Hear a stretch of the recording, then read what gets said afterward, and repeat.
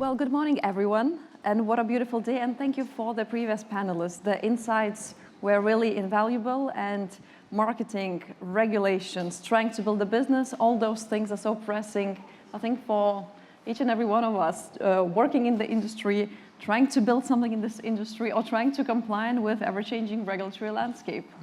And I'm so happy to share the stage with Joey Garcia, Director of Zappa Bank, and also Specialist Consultant to the United Nations. For me personally, Zappo is a crypto household name. So I would love to hear more about Zappo, and first of all, how you're different, and then let's move on to discuss how London can become a crypto Dubai. So the story, I mean, we've been in the space for a long time, right? So there are lots of financial institutions around the world. There are lots of banks that are exploring the application and use of the technology, and that's very interesting. We're a bit the opposite. So we were the largest Bitcoin custodian in the world before we sold the institutional piece to Coinbase, et cetera. We're a Bitcoin and blockchain native business that's become a bank. We're not a bank looking to explore blockchain technology, and we've been around since 2013. So in blockchain terms, that's like 150 years, basically. So we've been around, and as you say, and I've been involved in regulatory developments all over the globe on behalf of the UN. I train and assess authorities across most of Southeast Asia, and I'm part of various working groups in the West as well. So I've got a good finger on the pulse of what's happening. And I think what we've done, Zappo as a group, we're passported and authorized now in the UK. We're a Bitcoin and blockchain native bank or credit institution. That's pretty unique. And in the context of, as you say, regulatory developments, it's a question of setting the standard at the right level, creating that ecosystem that provides people a degree of security through which they can access that ecosystem. And lots of people are kind of a bit anti-regulation in some parts of the world. I remember back in 2015, I would have these conversations with lots of exchanges. We were talking about it earlier, and they would all sit next to me and say, "Oh, Joey, you don't understand anything. Like, governments aren't going to exist in 2 years, and regulators will never catch up with us," and all of that stuff. And they were spectacularly wrong. And I just hope that the ecosystem can accept that there are standards that need to be met and developed, and getting those standards set at the right level is probably something hopefully we can talk about. That's critical. It's critical and fundamental if it's going to be a true success story. So that's a very brief snapshot sort of overview.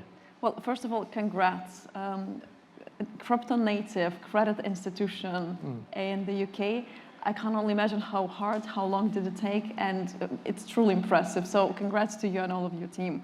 And speaking of London and UK in general, of course we have United States that are really grasping how they're going to regulate the crypto industry. Then we have MiCA in the European Union that brought a lot of good and bad. Then we have UK that has developed certain regulatory framework and continues to work on more comprehensive pieces. Where do you think UK stands right now in the global regulatory landscape? Yeah, that's really interesting. So I was last week I was in the US, and I was at Wharton University. I've been part of their RegTech initiative, and I always tell them sort of jokingly, I've been doing that since 2017, and I was there last week, and we're still arguing and talking about what a security is under US law. And it's absolutely spectacular, the some of the gaps and errors that they have. And I mean, it's all very well. Donald Trump the other day gave his speech at Nashville, and he sort of said that were he to come to power, he'd have legislation and infrastructure built and sorted in 180 days. That's not going to happen. But the US is, I mean, I won't repeat what everyone knows, but it's been that kind of regulation by enforcement approach. They try and target relatively large groups, set something of a standard, become relatively aggressive, and that sort of filters down to everything else. But the lack of clarity is pretty painful. You've had, everyone probably knows about MiCA, although a lot of people talk about MiCA and they forget about the transfer of funds regulations and the implications around the travel rule and how it's been given effect in the EU. They forget about the Data Act and how that's going to affect the management of smart contracts under European law. There are lots and lots of pieces that are beyond just MiCA. And then we have DORA, Exactly, GDPR, that didn't go anywhere. Exactly. So there's a lot of complications. MiCA for me is, I mean, I was part of the Libra Association when we were going through that process, and I don't think the e-money token and part of that significant class that was built was an accident. I'd say that MiCA's, like, it's stepping over the mark of being tech agnostic. So, you know, you've developed a framework where, you know, you and I can enter into an eBay transaction to agree a market price of a baseball bat, and I can send you £15 and you can send me a baseball bat, and that can operate under relatively simple rules. Now I digitize that baseball bat, and I'm using an efficient blockchain-based peer-to-peer settlement system to pay and have the digital bat delivered to me. Now I'm full-blown financial services regulated. That's too much. It's also very, very weighted to the incumbent industries. So most MiFID firms or banks, et cetera, effectively carved out of MiCA in lots of ways. So, and there are lots of issues, lots of interpretation issues around MiCA as well.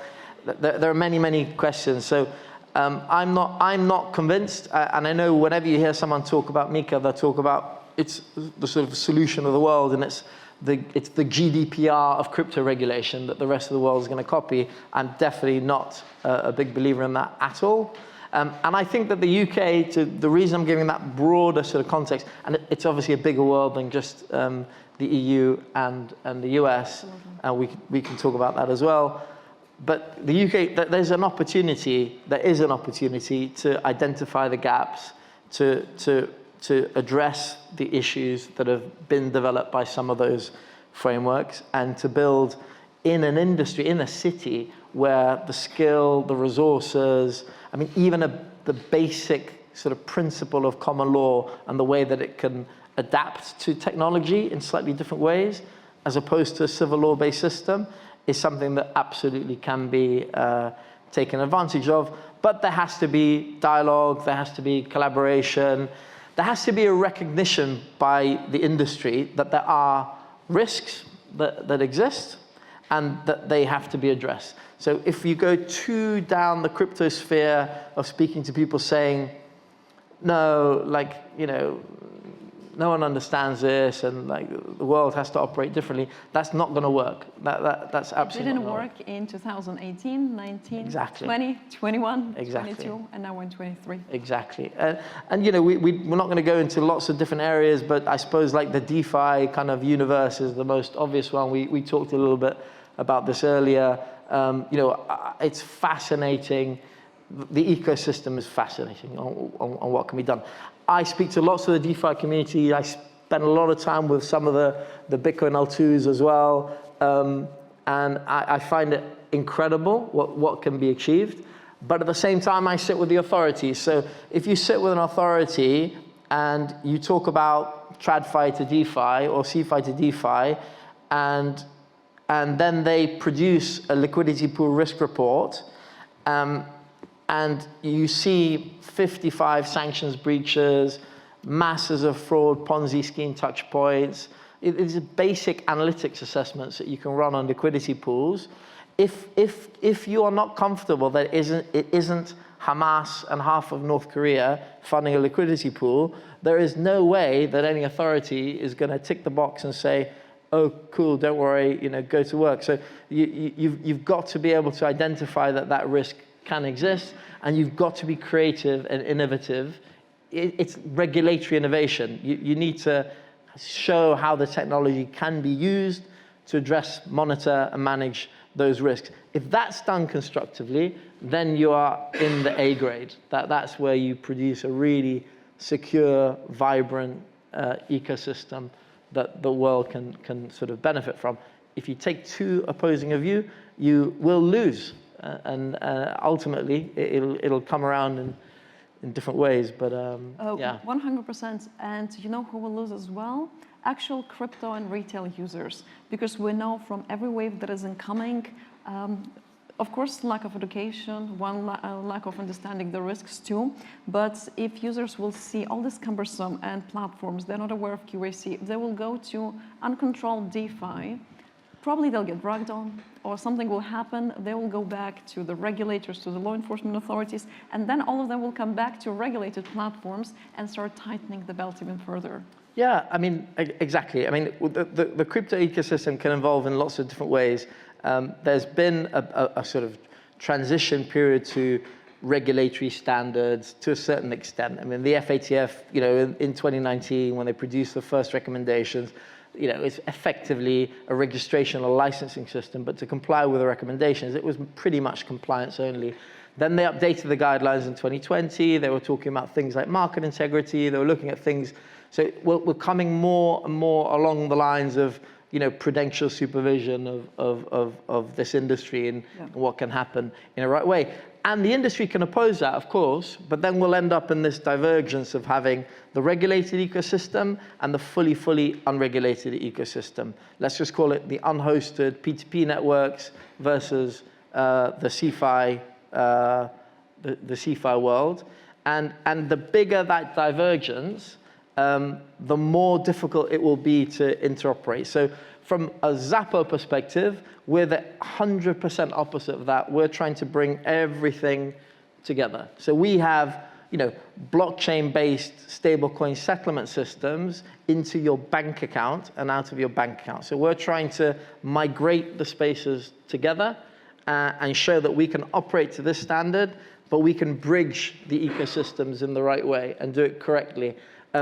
If people, not everyone will agree to that. If some people don't agree to it, and you'll end up with this diversion, you'll end up in a system where it's impossible for a tainted space to interact with a regulated space.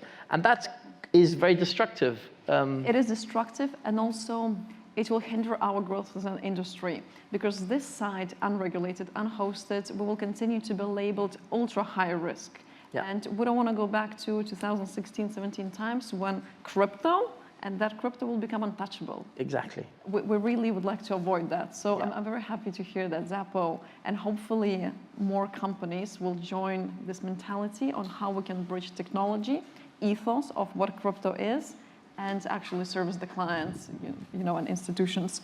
Coming back to the United Kingdom, do you see, and especially since you launched in the UK as well, do you see a growing interest from family offices, institutional investors, seeing what is happening globally, what is happening in the UK? Do you think they're, A, they're happy, and B, they're ready to deploy more into digital assets?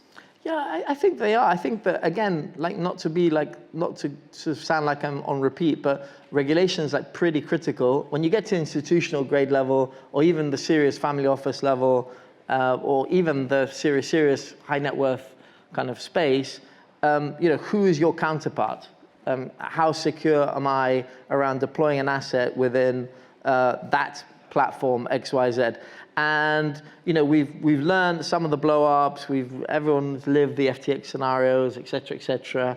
So those counterparts need to be comfortable with who that entity is and how it's being operated, managed, controlled. You know, basic governance standards that we take for granted don't exist in large parts of that ecosystem. So, you know, you have institutions that are now saying, well, great, the BlackRock ETF has gone live and that produces a secure way for me to gain access to the price, but that's not the same thing. That's not the same. That's not a very different exposure. Yeah, but then if you say to them, if you say to a family office, or if there is institution X, Y, or Z, and you say, yeah, this is fantastic, you should look at price exposure of 1% to 3% of your portfolio, and you tell them to open an account with an unregulated exchange in jurisdiction X, Y, or Z, send a cross-border bank transfer into a platform where, I mean, who is managing that platform? How is it controlled? We've seen the Quadriga situations. We've seen so many blow-up situations.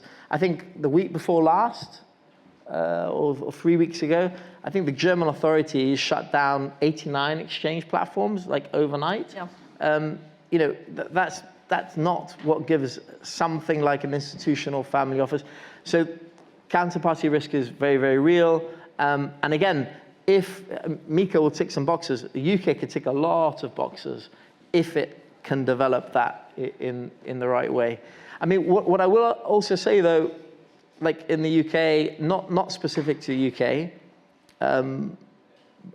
I think it's quite wide. Sometimes there's a bit of a disconnect between sort of political positioning and sort of regulatory positioning.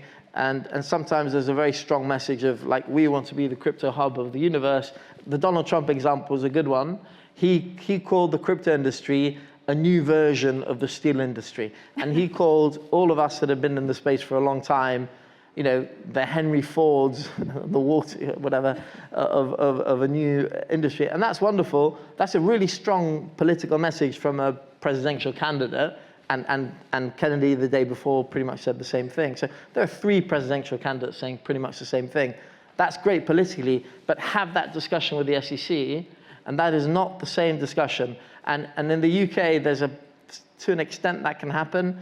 You have sometimes quite strong political messages, but then you hear very different things around FCA engagements and feedback and the financial promotion regime and how that's been developed and adapted and everything else. So that's a danger. Unfortunately, it's very often the case, and now, again, we discussed a bit earlier, we see it with MiCA, so we have this pan-European, very harmonious package, amazing. Then we have ESMA papers, and then we have national authorities, and let's call bureaucrats on site actually dealing with applications. And the burdens, or lack of burdens, in some of the jurisdictions can lead to a very interesting scenario when crypto companies that our industry is known to like regulatory arbitrage, the easier jurisdictions, the easier banking partners, the more laxed rules make operations much easier, to be fair, right? What do you think will happen with MiCA, UK, US we're putting aside, and also Singapore as an example, and other Asian markets? Where do you see it's coming? What companies, how they're going to arbitrage? Regulatory arbitrage is a massive, massive thing in the crypto space. Most big platforms will do jurisdictional assessments across 6 to 8 countries before deciding whether they're going to domicile the sort of home base, because it's digital, it's cross-border, it's international, it's happening through the internet 98% of the time. Nobody who opens an account with an exchange wants to visit their physical office to see how they're operating or anything like that. They'll look at the website, they'll look at social media platforms, they'll look at influencer commentary, they'll follow feeds on Twitter, and that's due diligence. That's more than enough. Yeah, so that's and some cleverer platforms will do an assessment across 5 countries, and they'll look for the gaps, and they'll domicile themselves in areas that they're not captured, or they're slightly out of scope, or it's easier to comply, and that's historically been quite easy. But now we're seeing all of that starting to change. So the financial promotion regime in the UK is a good example of that. Now it doesn't really matter where you're based. If you're servicing someone in the UK and you're offering them a service and they're being onboarded, that's going to be an inducement. That's a criminal activity, and they're going to start to be more cross-border enforcement actions. Like the SEC have been doing that for a long time. I don't know if there will be. Let's see what happens. But I think there'll be some case examples that will start coming through. In the EU, you have the ESMA paper now, and they're looking at the same thing. But forget about the EU, forget about the UK, forget about everyone else. You've got the bigger groups like Apple, now Google. You have most of the social media platforms are doing the same thing. So Apple. The App Store updated their guidelines in November the year before last, and they've started to ask the exact same questions. If you're an application, you're being offered in jurisdiction X, they ask you the question, are you licensed or registered in that country to provide this service. And you need to satisfy them because they're worried about their own risk. That they are effectively the arranger or the intermediary to an extent, and they have very deep pockets, and they know that if something blows up in, I'll make up a country, Ethiopia, it doesn't really matter, and every person in that population loses a ton of assets, they will take action against Apple. And what is very, on one side, I'm happy that they're trying to protect their users, but on the other side, I saw how smaller companies, they got shut down by Apple. They had their authorization, because it's still in Europe, it's mostly authorizations, we don't have licensing per se, because they didn't provide Apple and their, I'm not even sure it was a legal committee, the assessment of all jurisdictions per jurisdiction. Yeah. And it leads us to the question, regulation will protect indeed investors and capital deployers and users, and regulators will have peace of mind. What about this innovation and burden on the smaller firms, on the few guys and girls with unbelievable ideas that just want to go, because this is how we drive innovation? Yeah, and that's the critical balance that needs to be met in the UK. I would say that the EU's gone well over the mark. And I'd say there are other countries that have also gone well over the mark. But it's a reaction to fear. So if you are seeing things blow up and you're being reported negative stuff and you're shown like dangerous, OFAC sanction breaches and you're facilitating transactions from North Korea, the authorities don't look at that calmly. They react to it very, very negatively, and it becomes like too protective, and that is too far over the mark, is a destroyer of innovation, or just call it the startup mentality. And it is still an innovative, young, nascent industry, and it needs to have that. But finding the right balance it's very, very critical. But to find the right balance, that industry needs to engage. There has to be dialogue, and they have to accept that there are risks that need to be addressed. And I think historically in some countries what you've seen is like an outright refusal to do that and to just say, no, like this is, it's all fine and it's all good. And that leads to overregulation. It leads to panic reaction. And like I say, even the basic travel related stuff and the way that it's being implemented, not just in the EU, it happened in Singapore, it happened in Switzerland, it's happened in lots of different countries in different ways. If you're having to exchange originator and beneficiary data on 8-cent transactions or 5 or 50 pence transactions, it just doesn't work. The cost of doing the business is just unfathomable. It will cripple so many firms. It doesn't work. Or it will lead to the examples where firms would just say, no, we're just going to make as much money as possible disregarding, then we'll pay a fine or move to maybe third-tier legal regime to avoid the fines. Yeah. And then again, who will lose? Users, most probably retail users. They will leave regulator very unhappy for all the remaining reputable actors on that particular market. Yeah, I mean, like you've seen now, like in the EU, even on the stablecoin related stuff, I mean, the Circle guys got their registration. That's great.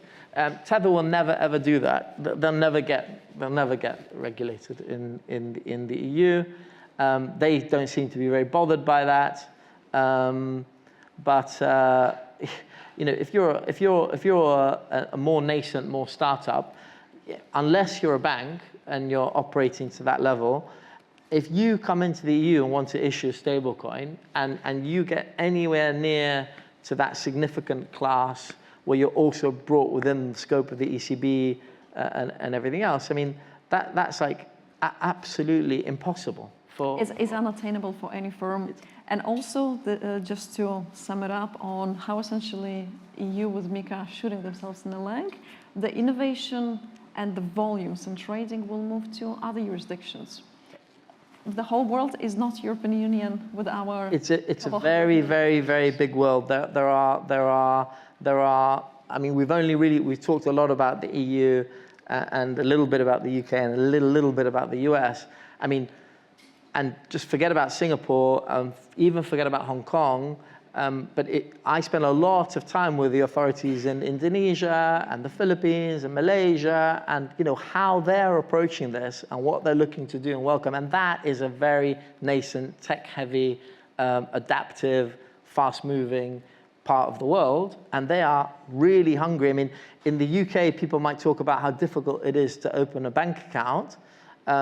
In Indonesia, the banks are visiting the crypto firms like on a revolving basis every 3 days to try to get them to use those banks and platforms.